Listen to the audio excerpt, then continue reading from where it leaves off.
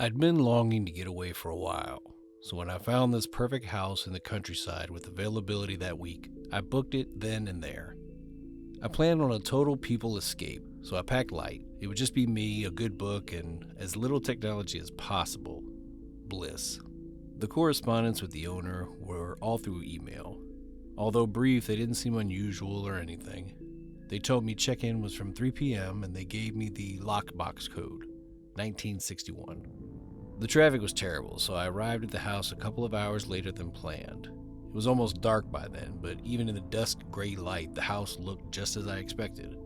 There were a few houses nearby, but other than that, it was pretty much secluded, which suited me just fine. I couldn't wait to get inside and relax. The lockbox was to the side of the door. I noticed there was a door cam there too, which I figured was just for security reasons.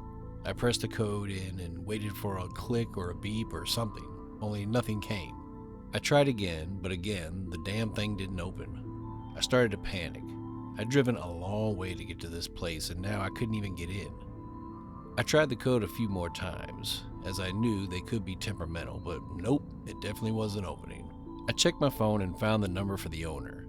I tried calling them, but the signal there was really bad, and it kept cutting off before they answered. I walked away from the house and back towards my car to see if the signal was any better. I finally managed to call them without it cutting out, but the number just kept on ringing. No one answered, and it didn't go to answering machine, so I couldn't even leave a message. Remembering the door cam, I decided to try that. I pressed it and waited. I heard an echoing ringing coming from inside the house. When I pressed the bell again, the same echoing ring sounded out. By this point, I didn't know what to do. I was tired, frustrated, and I just wanted to have the relaxing getaway I'd planned. Then I heard this weird static sound. It's then I realized it was coming from the camera. Someone was listening in on me. I found the courage to say, "Hello, I booked this place online. The code doesn't work." The static sound continued, and over the top of it, I heard something else. These croaky, deep breathing sounds. It made me feel so uncomfortable, so I grabbed my luggage and decided to go back to my car. I took a few minutes to compose myself and decided what to do next. I'd seen a motel on the way here, so I decided to go and check in there. I was about to turn on the engine when my phone started ringing. It was a private number. I hesitantly answered it and was met with deep breathing sounds. No words, nothing, just this ominous, deep breathing. I asked, "Hello? Is anyone there?" Again, no one said anything. Feeling unsettled, I ended the call. A text message came through from an unknown number saying, "Try 1962. I stared at the code and the number that had sent it to me. It wasn't the same number I had for the owner, but I decided to try the code. Hey, I'd come all the way out here and paid a lot of money for this, so I really didn't want to leave unless I had to. I left my luggage in the car and went back to the lockbox. Almost immediately, I heard the same static sound coming from the door cam, followed by those creepy, deep breathing sounds. I tried to ignore them, and I tried code 1962. The lockbox immediately flipped open, and I jumped back. Instead of keys, the box was crammed full of mealworms. This foul smell filled the air. They stank. I watched them trickle down by my feet as they wriggled to nowhere. My heart was frantic and my throat dry. None of this made any sense, and I felt so on edge being there with no key and the ground now covered in mealworms. Suddenly, a crackling voice broke over the camera and said, "It's open. Enjoy your stay." Then I heard this clicking sound coming from the front door. Every part of my being was telling me to get out of there, yet my curiosity took over and I gripped the door handle. I creaked it open, revealing a long, empty entrance room. But there, directly on the wall in front of me, and written in dripping red paint, was 4 numbers, 1962. I closed the door and hurried away. That's when the voice sounded out from the camera again. "Come in, number 1963. I ran out of there and drove away as quickly as possible. I didn't stop at that motel. I didn't dare stop anywhere until I was at least an hour away from that creepy house. As soon as I checked into a hotel, I sent a complaint to the letting agency and requested a refund. Later that night, I received a message from the owner's number stating that the code 1961 definitely worked. I messaged back telling them they were sick and shouldn't be allowed to freak people out like that. Then I blocked their number. The letting website refunded me and told me they'd removed the house from their listings. This was something at least, but it didn't change the fact that I'd driven all that way out there just to end up as part of someone's sick gang. Still to this day, it haunts me to think what the creepy voice meant by the number 1963, and what would have happened to me if I'd gone inside that house. As a child, my summers were spent at my grandmother's house by the beach. I made some great memories there, building sand castles with my sister and leaping over the waves. So when our grandmother passed away last year and we found out she'd left the beach house to me and my sister, we decided to keep it and rent it out when we weren't using it. My sister usually dealt with the bookings, but I had access to the booking calendar and information. Both my work life and home life had become intense, and I needed to escape the situation, so I checked the calendar and noticed that there were 2 nights free before the next guest was booked in.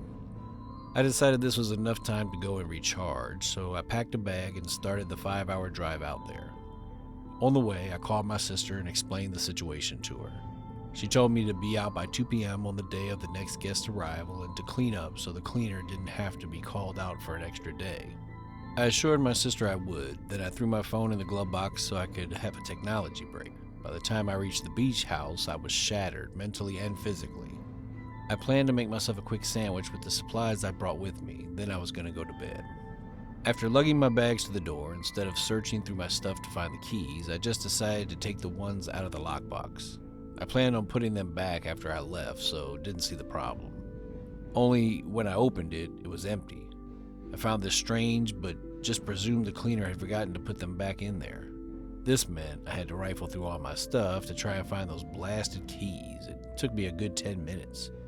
Finally, I entered the house and went straight into the kitchen. The first thing that stood out to me was how warm it was in there. It was an average day in the fall, yet in there it felt like a furnace. I took my jacket off and went and checked the thermostat. 90 degrees. No wonder it was so hot in there. The cleaner was meant to reset it after the guests left, but I still don't know how anyone could bear it that hot. I turned the thermostat off, then went into the kitchen. There was a used glass and plate on the kitchen table. I grabbed them and stuck them in the basin to wash later, annoyed that the cleaner must have just left them there. I was too tired to care, so I grabbed a bite to eat, then went upstairs to one of the back bedrooms that had twin beds in it. Although not the biggest room, it's the one me and my sister used to stay in as kids, so I always stayed in it for the sense of nostalgia. I left my bag with my laptop in it downstairs in the entrance, so I figured my emails could wait till morning. Then I got into bed, ready to sleep away my worries. I'd only been asleep for an hour or so when something woke me up. It was so warm and sticky in there, my bed covers were drenched and I felt sick from the heat. Also, I could see through the gap in the door that the upstairs landing light was on. I didn't remember leaving it on, but then I had been tired. I got out of bed, went and checked the thermostat, and froze when I saw it was back at 90 degrees. I definitely turned it off, so how could it have turned itself back on again? I tried to convince myself it was just a glitch or something, so I got a glass of water, switched both the thermostat and the landing light off, then went back to my bedroom. I had just closed my bedroom door when I heard something. Footsteps. They were coming from outside of my room. I didn't know what to do. No one should be in this house but me. I listened and heard the footsteps continue along the landing. I pressed my ear to the door and tried to control my breathing as I listened. Only when I was sure I couldn't hear anything anymore, I slowly opened the door enough so I could peer through it. The light was back on, but no one was there. I stared at the stairs, which were adjacent to the master bedroom door. If someone else was in there, I knew I needed to get my laptop or my phone. I couldn't just stay up here trapped. I pressed my nails into my palms and forced myself to tiptoe across the landing, grimacing when I stood on a creaking floorboard and automatically quickened my pace. I was almost at the stairs when the door to the master bedroom swung open. I didn't see anyone there, so I made myself run past the door and down the stairs, not stopping until I reached the bottom. Only then did I allow myself to look up to the top of the stairs where, in the open doorway of the master bedroom, stood this woman in a green dress looking at me. I wanted to know who she was and why she was in my house, so I made myself croak out the words, "Who are you? Why are you here?" She stayed quiet and stared straight at me. Then she turned around and went back into the master bedroom, creaking the door shut behind her. Knowing I wasn't alone in my own home was terrifying. I hadn't seen any signs of a break-in, so whoever it was must have gotten through the key in the lockbox. I was shaking like crazy as I grabbed my bag and ran out of the house. I was so afraid as I ran out of there that she'd come after me and hurt me. When I reached the car, I looked back at the house and saw the woman standing in the upstairs window of one of the rooms. My room. She was staring at me intently. I took my phone out of my glove box and called the cops. They told me to lock myself in my car and stay put. Then I called my sister and asked her why she'd given the code to some stranger. She insisted she hadn't given the code to anyone and said she sends it to the guests on the morning of their stay, then gets the cleaner to change it in between guests. When the cops arrived, I explained the situation to them. They told me to wait outside and they went into the house. When they came out, they assured me no one was in there, but told me the back door was unlocked. There wasn't a gate in the backyard, so this meant they thought the woman must have jumped over the fence into the neighbor's yard. The cops searched the area, but all they found was some green material caught on a branch. They told me it looked like she'd left in a hurry and was probably long gone by now. I don't know. Something just didn't feel right about it at all, and I had this niggling feeling that she hadn't actually left at all. Whoever this woman was, she trespassed into the house and now had the house keys. I knew it wasn't safe to stay there, so I ended up making the long journey back home. We don't know who this woman was or why she decided to stay in our house. All we do know is that she'd got in the house somehow. Maybe she'd spied on the cleaner setting the lockbox and then let herself in, or maybe she found another way in. I guess we'll never know for sure. Whoever she was, she got a free stay, cost us a fortune in electricity, and terrified the life out of me. My sister drove up the next day with her husband, and they searched the entire house and didn't find anyone there. We changed the locks and the lockbox code before the next guest arrived, and since then, we've also added security cameras. I wish I could say I felt safe in my grandma's house, but every time I go in there, I feel like I'm not alone. The truth is, I don't feel safe there anymore, and I don't think I ever will again. I often stayed in rentals as it was a good way of keeping travel costs down. On this one occasion, I had a work meeting in Seattle, so afterwards arranged to stay in this apartment about an hour out of the city. From the pictures, it was basic, but it was a place to crash and it was cheap. The owner answered any questions I had by email, and he told me the key codes to get into the main building and then into the apartment. When I got there, it was late evening and no one else was around. The whole apartment building was run down with damp walls and this off smell. I'm one of those people who prefers not to chance elevators, so I took the stairs up to the 5th floor. Again, not seeing a soul, and again, seeing damp on the walls and breathing in that unpleasant smell. The 5th floor corridor was completely deserted and eerily silent. Normally, in apartment blocks this size, there'd at least be signs or sounds or something that other people were around, but there was none at all. I found my room, let myself in, and looked around. The place looked smaller than it did in the pictures. It was a studio room with the metal bed taking up the majority of it. The fridge had some lumpy, out-of-date milk in it, and a reek from the bathroom filtered out into the main room. The place was a dive, but it was getting late and I'd already paid for it, so I took out my sleeping bag, which I always brought with me just in case the bed covers didn't meet my standards, and tried to sleep on top of the bed in that. I kept tossing and turning. I just couldn't get comfortable on that hard-ass bed.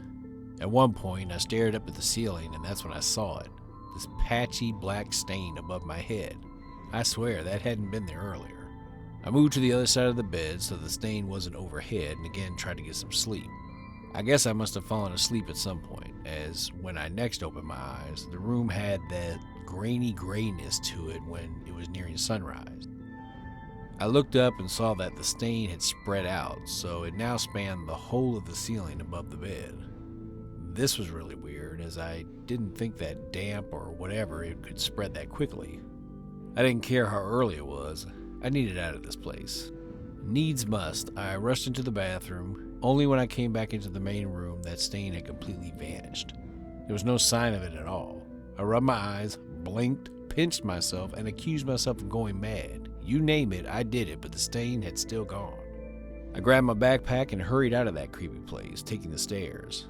As I walked down them, I noticed writing on the walls that definitely hadn't been there the day before. In large, joined-up black letters, it said, "It makes its choice." I looked around, convinced someone was messing with me. I had this unsettling feeling that someone was watching me, but there was no one around. This all felt too creepy to actually be real. But then when I looked back at the message, the letter had bled out into each other and were now barely legible. I charged down the stairs 2 at a time and didn't stop running until I was at least a couple of blocks away. It took a long time to shake off that being watched feeling. Didn't leave me for days. I've stayed in hundreds of places before, but none like that. That place was something else. I messaged the owner and they sent me a blunt reply insisting I got what I paid for and there was no mystery stain. They refused to give me a refund, but I just left it at that. I just wanted to put the whole ordeal behind me.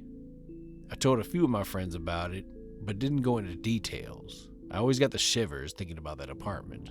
I never did message the letting agency, as I didn't want the trouble. Then a couple of months later, my friend forwarded me the link for a news story. I swear, my heart lurched in shock when I read it. It was in that apartment. A couple had stayed there, and the next morning the woman woke up to find her partner dead, his face contorted in pain. The cause of death was listed as suspicious, but nothing was specified about this. I don't know what happened in that apartment, but what I do know is that there's something unsettling going on there.